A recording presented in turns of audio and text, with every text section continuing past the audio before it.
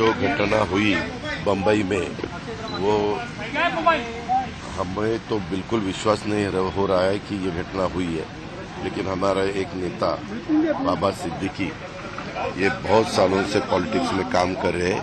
यहाँ बम्बई में उन्होंने कॉरपोरेटर के नाते भी शुरू में काम किया 10 साल, और उसके बाद कांग्रेस के एक एमएलए के नाते भी उन्होंने 99, 2004, 2009 ऐसे 3 टर्म वो चुनाव जीत के आए। बहुत अच्छा असेंबली में भी उनका काम था, मैंने खुद देखा।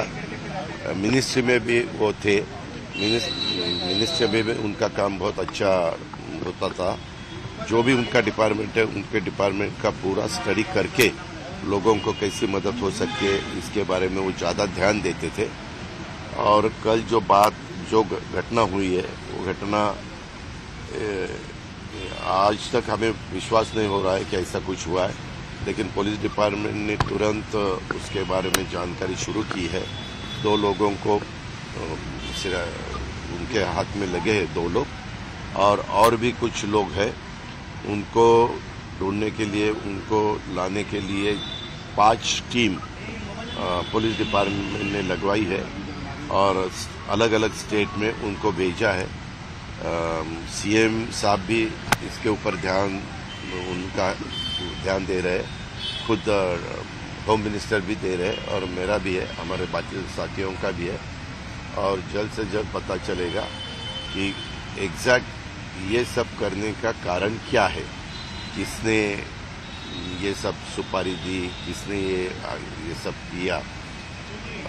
इसके बारे में तुरंत नहीं, लेकिन 1-2 दिन में ही पता चलेगा, ऐसा मुझे विश्वास है। और आज 8:30 बजे बड़ा कब्रिस्तान मरीन लाइन्स में जो है, वहाँ उनको दफनाया जाएगा। सरकारी इत्मीनाने दफनाया जाएगा, राजकीय सम्मान से। और उसके बारे में भी गवर्नमेंट ऑफ महाराष्ट्र ने ऑर्डर्स निकाले हैं। और अभी थोड़ी देर के बाद पोस्टमार्टम होने के बाद उनको उनके घर में लेके जाने वाले हैं। और वहाँ कुछ टाइम रखने के बाद उनकी जो कॉन्स्टिट्यूंसी है, वहाँ लोगों को दर्शन के लिए रखने वाले हैं। और फिर बाद में रात को 8:30 बजे ये सब उनके दफनाने की पूरी ये हो जाएगा। दादा, अपोजिशन लीडर यहाँ आए थे, उन्होंने कहा कि कानून व्यवस्था फेल हो चुकी है। अब पूरे महाराष्ट्र में सबको बुलेट प्रूफ जैकेट दे देना चाहिए, क्योंकि सरकार और ये सब फेल है और सबको इस्तीफा देना चाहिए। देखो, वो तो बोलेंगे ही बोलेंगे, ये ऐसे अब बिल्कुल नहीं होना चाहिए था।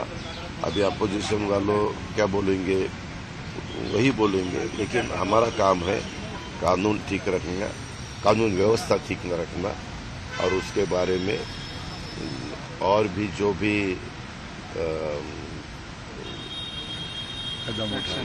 ये हमारे chief minister, deputy chief minister कल रात को खुद आए थे। उनसे पता चला, क्योंकि कल मैं पूना में था, मैं सुबह यहाँ पहुँचा।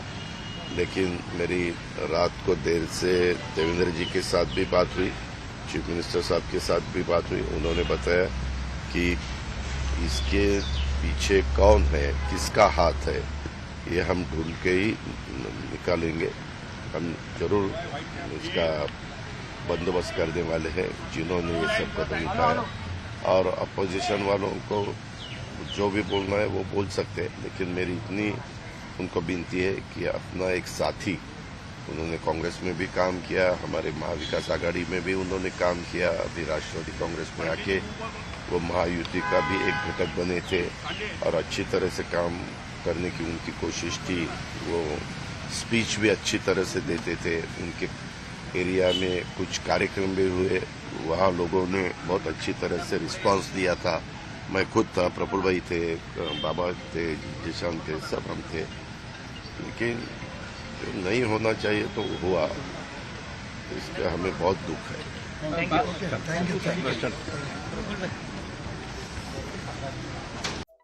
Subscribe to Midday India.